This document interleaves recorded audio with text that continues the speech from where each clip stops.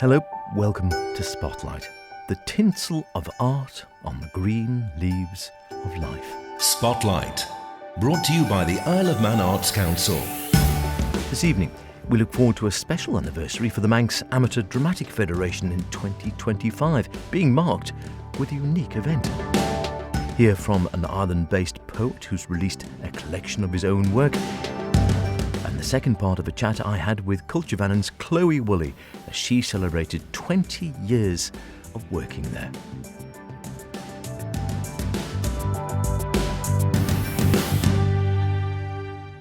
Remember, do get in touch with any creative, artistic endeavours you may be involved in, planning, hoping to create, or would really like to, yes, you know it, put in the spotlight. Poetic, some of that this evening, theatrical, some of that as well, musical, literary, ceramic, sculpture, drag, film, mime, social media, punk, all of the above and all of the bits we don't remember. Just get in touch, whatever it might be. Email spotlight@manxradio.com or Howard Kane with an E at manxradio.com. Whichever takes your preference. They both come to me and I always answer the emails. Sometimes slower than others, but we do get there. Love to hear from you. So, 2025 sees a special anniversary year for MADF, the Manx Amateur Dramatic Federation, the organisation which supports and encourages the dramatic arts on the island. And it's been decided to mark this anniversary in rather a special way. Chair of MADF, Sharon Walker, popped in to tell me more. So next year, 2025, is MADF's 75th anniversary. And so most of our theatrical community will be aware that we are very much involved in staging Easter Festival of plays, full-length and one-act plays, which is open to everybody to participate in. But we wanted to do something a little bit more special because of it being that 75th year.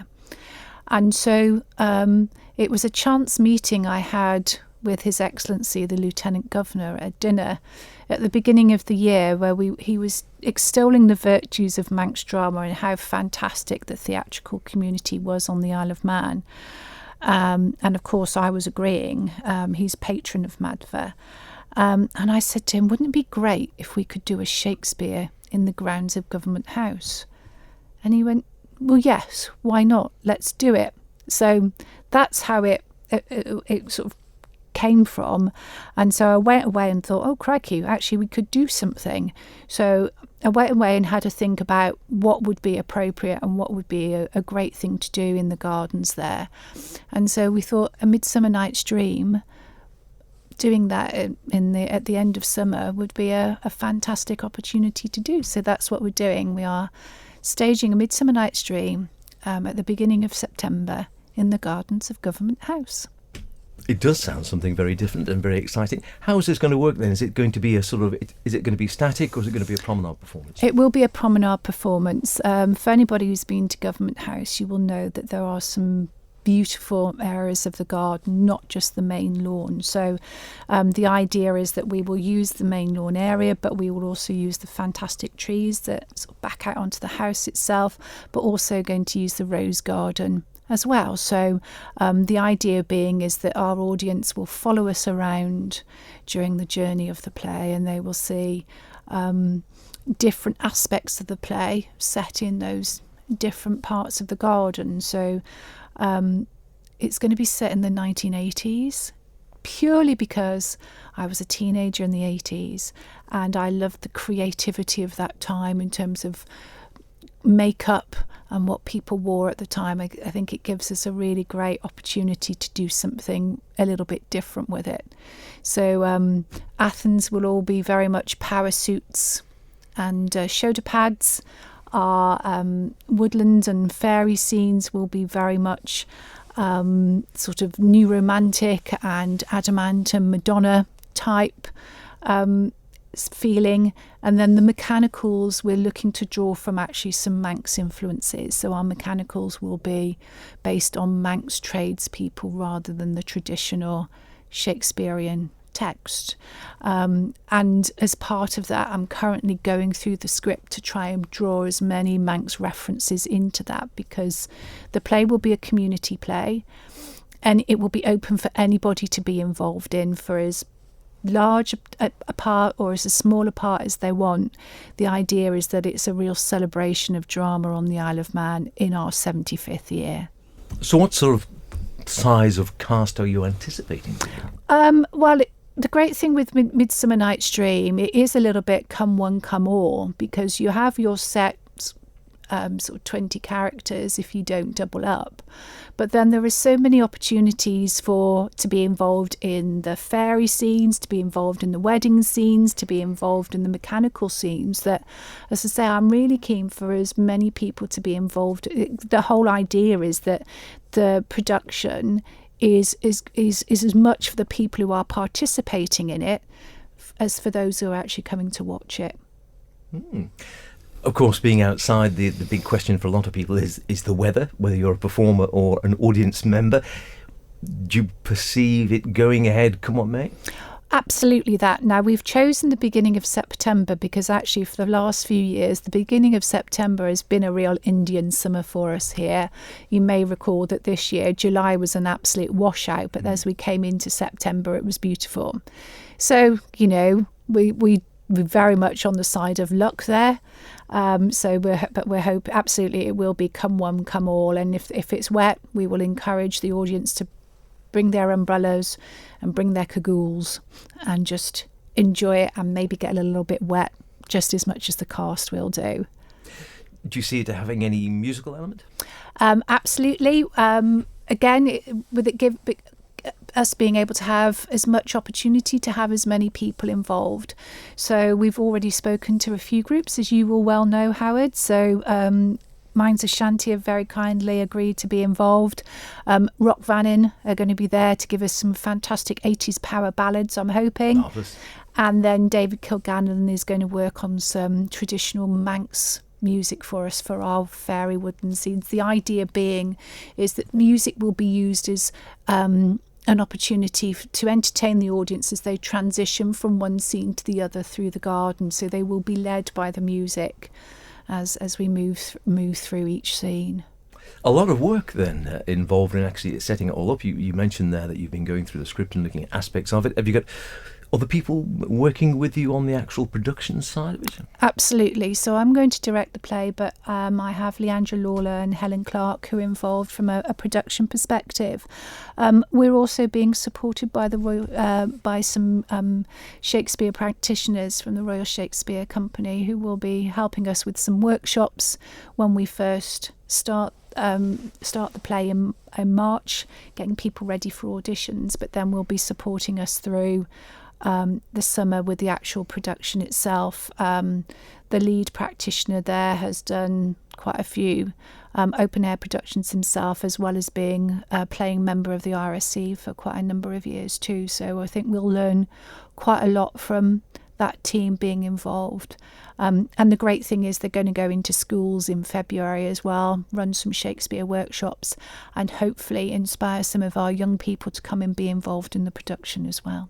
And you sort of almost answered my next question there, and that the rehearsal process you see starting springtime, March time. Yeah, so we'll audition. We'll have these workshops in March. We'll audition sort of towards the end of March, and then we'll leave people with those parts for a month to go away and think about them.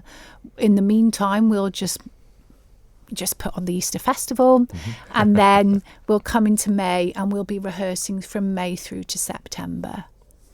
It does sound wonderful. It does sound something very different. And as you say, you're celebrating 75 years of the Manx Amateur Drama Federation, which is quite a milestone. It is. It's an amazing achievement. And I was looking through some old programmes, and we still have them from 1950 when it was first put on. And the fact that, that's still going 75 years on is quite an achievement, particularly when a lot of the festivals in the UK and beyond have fallen by the wayside, particularly with COVID. So in fact, I would say that our festival is stronger than ever. We've just had our closing date, and I think we're probably going to be oversubscribed this year, which is the first time in my involvement with MADF that's happened. So I think it's a fantastic thing to say that, Manx drama is really flourishing on the island. We're really lucky.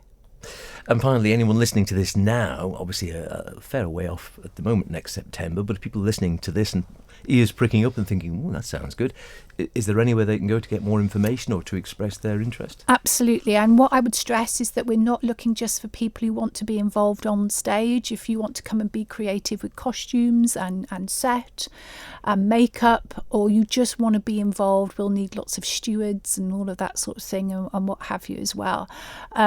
Information is on our website, on our Facebook page, or you can just email us at secretary@madfa.im, and we'll be pushing out some material before Christmas for anybody who is interested. The other thing I should add is that profits that will from the production will be shared between ourselves and Hospice Isle of Man. So there's a lovely charity element, and we're hoping that we will be able to get the hospice team involved in the actual production of it themselves. We're talking to them about maybe staging some of the rehearsals in the gardens at hospice and what have you too. So the idea is to really try and give something back to the community as part of this as well. Terrific. And any star guest appearances do we know of? Not at the moment. We'll just have to wait and see how the casting goes in March. But as I said before, I am really, really keen that this is a real collaborative. It's not just going to be one society. I want anybody who's been involved in theatre to come and join in. I think it's going to be terrific. Sounds pretty good, doesn't it? Watch this space. Better still, why not get involved? I've done a couple of outdoor promenade events. I can tell you they're great fun. And what a splendid way to celebrate MADFA's 75th. Lord knows how they'll top that for their 100th anniversary. Spotlight, brought to you by the Isle of Man Arts Council. Now, the strange thing I've found with poets over the years I've been doing this show is that for every dozen or so that you know, there might be another half a dozen you've never heard about. So it was for me originally with David Callin, a man I'd known for several years before I realised he was a talented and keen writer of poetry. But like a lot of poets, rather hides his light under a bushel, as he says himself. You'll see his name crop up frequently in anthologies and poetry competitions. But now he's released a collection under his own name. He called into the studio to tell me more. I've had a small chapbook published before, but that was it wasn't a flashy edition at all, and it didn't have a spine, so you couldn't see it when it was in a bookshop unless it was facing you on the shelf. And it's hard to sell poetry anyway, but poetry without a good cover is a very hard sell. But I've got a good cover this time. It's great work by Vicky Webb. What drew you into poetry in the first place? Because I've known you for years, but I didn't know until after several years that you actually were a poet and you like writing poetry. Yeah, it's not the sort of thing you wear T-shirts about you at all. No, it's just probably, I'll say this in the introduction to the book, probably Braddon School, where all of us had to learn poems, quite long poems, but off by heart, for recitation in the class. And something must have got into my system then. And have you written since school days? No, on and off, but it was only about... the internet's been a great thing for solitary poets because you can actually get your work out there. People comment on it, even if there's not a live poetry scene on your island or in your town. So about 2006, I started putting things onto poetry forums, getting comments, making comments, and that helps. It just fertilises the whole thing. Do you take any particular themes in your work, or is there a common thread that runs through it, do you think? Or do you like to be inspired by, something new, something you see differently every day? No, it's just very eclectic. It could be anything, really. I described the first one as being not like a concept album, but like a K-Tel compilation. It's all kinds of different things. And the same, this collection here, it's all about the Isle of Man in one way or another. But it's just accumulated over the years. I haven't sat down and thought I will now do a large magnum opus on the Isle of Man. These things just sort of gathered about me over the last, almost 20 years now.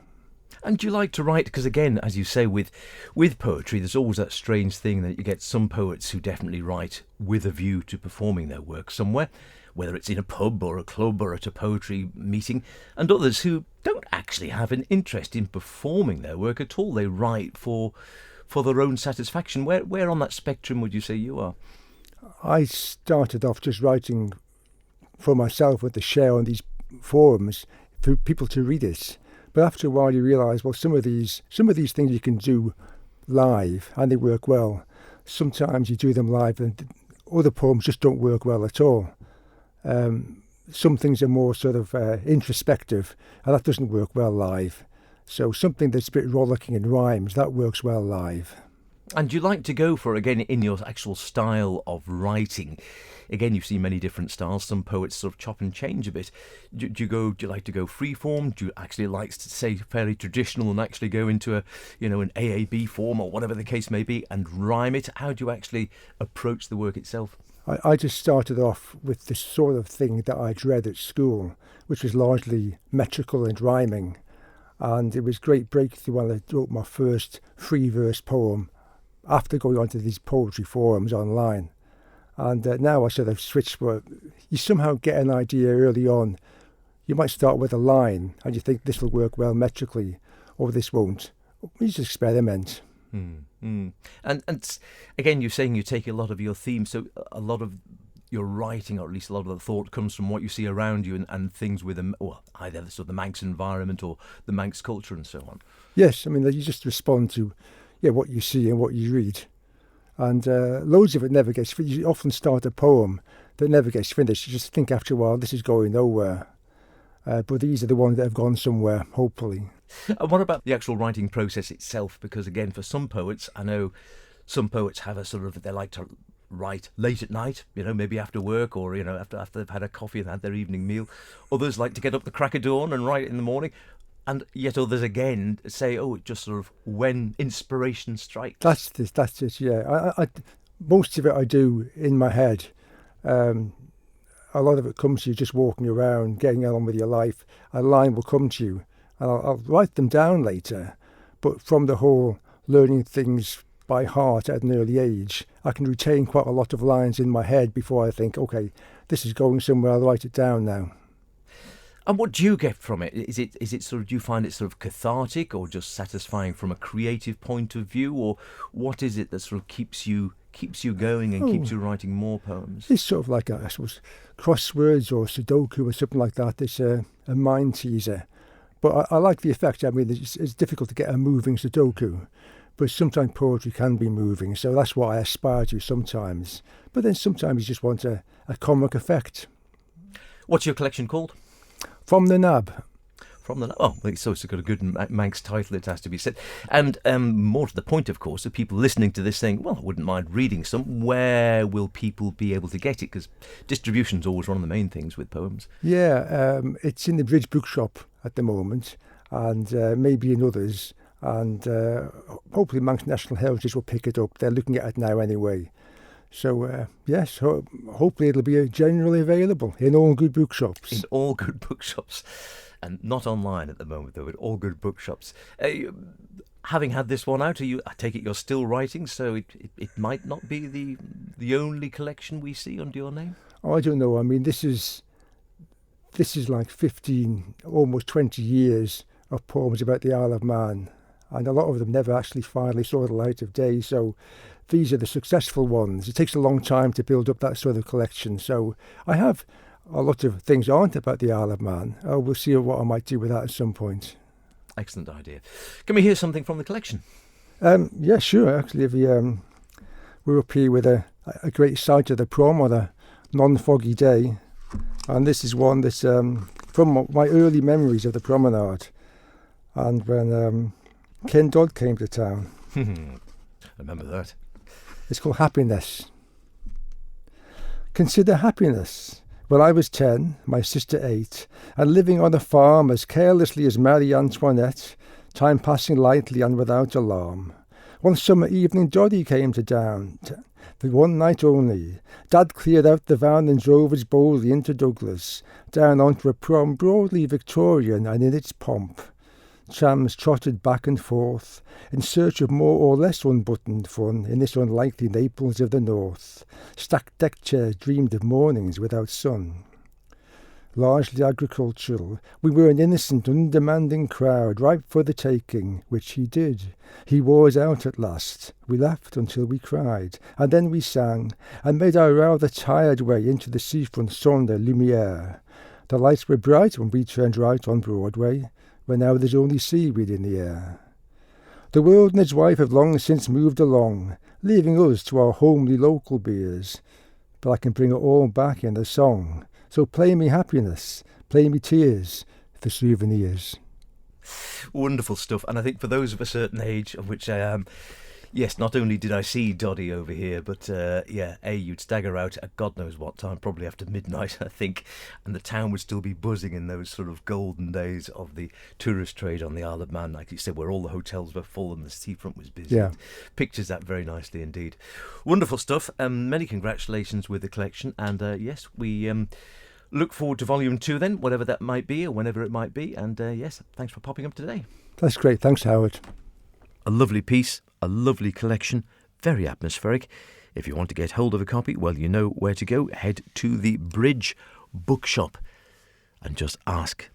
You can't miss the cover. Lovely, bright and cheerful, and it does stand out.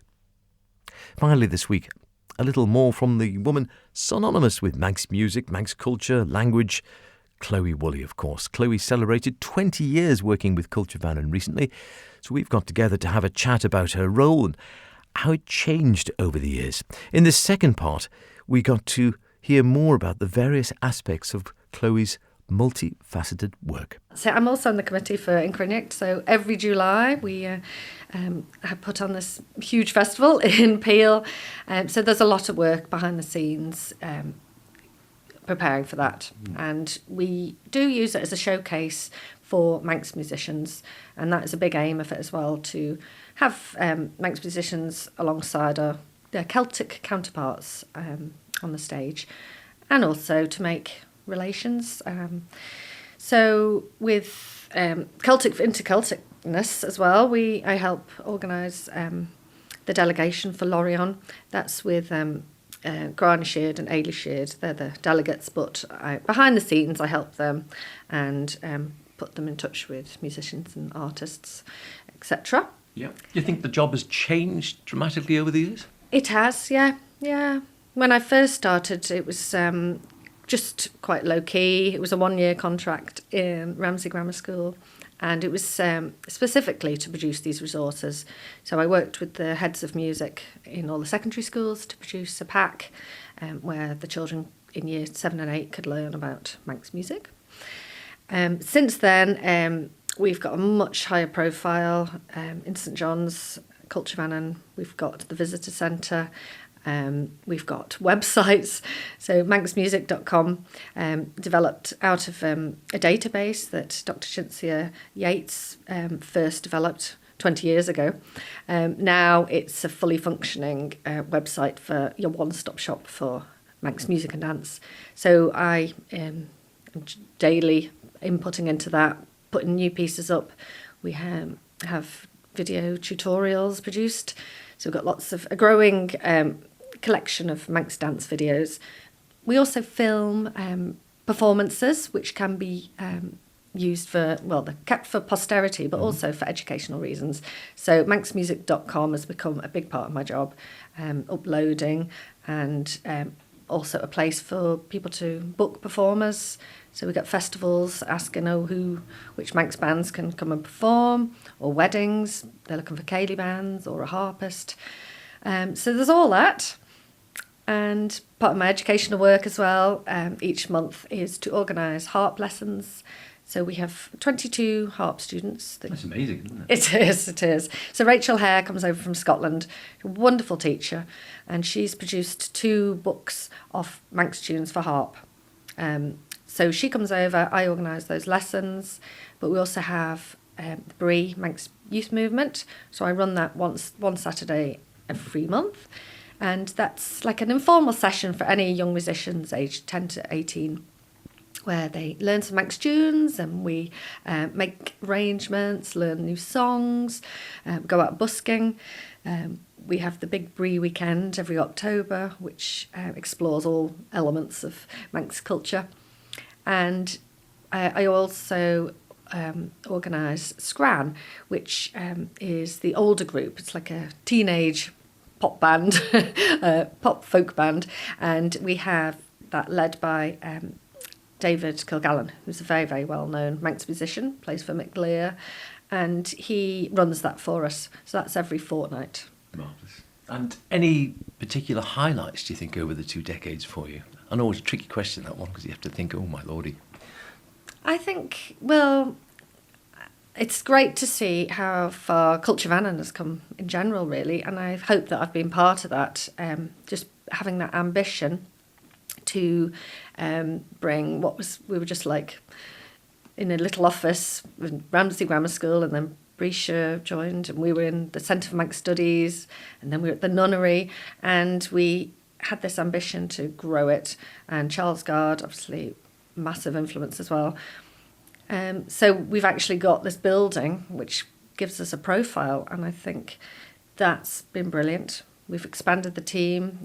James Franklin's our online resources coordinator. Yeah, that's great work there. Yeah, so I think that has been a great thing overall for Manx culture, just that higher profile, people can access whatever they need to know from us. So I think that's been a great achievement in the last 20 years. And just finally, what do you think the importance of all the work that's done here is, that sort of the both preservation and sort of development of Manx culture? What's the importance for you and the team to the Isle of Man?